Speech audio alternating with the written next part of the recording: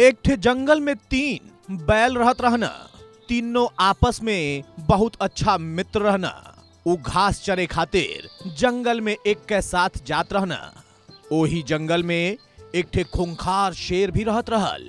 इस शेर कई दिन से इन तीनों बैलन पे नजर रखत रहल। उस शेर इन तीनों बैलन के मार के खाए का प्लान बनावत रहल। वो कई बार बैलन पे आक्रमण भी कैलस, लेकिन बैलन के आपस में मित्रता के कारण वो कब्बो सफल नहीं हो पाए।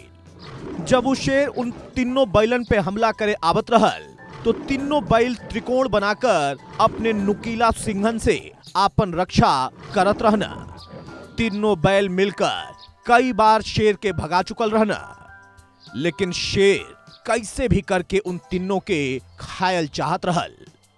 शेर इस समझ गई रहल कि जब तक कि तीनों एक साथ रहिया इनके मारल आसान नहीं है। यही लिए वो इन तीनों के अलग अलग करे खातिर एक ठे चाल चलस। शेर बैलन के अलग करे खातिर जंगल में एक अफवाह उड़ा दहलस।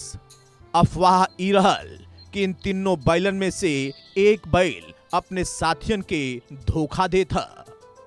बस फिर का रहल, बैलन के बीच यही बात के लेकर शक बैठ गई कि आखिर वो कौन है जो हमके धोखा देता। एक दिन यही बात के लेकर तीनों बैल आपस में झगड़ा करे लगना। शेर जौन सोचत रहल वो हो गई। अब तीनों बैल अलग अलग रहे लगना। उनकर दोस्ती टूट गई। अब वो अलग अलग ही जाकर जंगल में चरत रहना।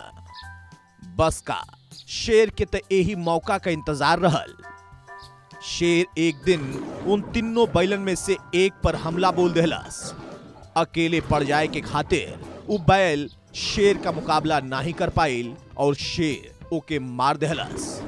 थोड़े दिन के बाद शेर दूसरे बैल पर भी हमला कर देहलस। ओके मार के भी खा गई।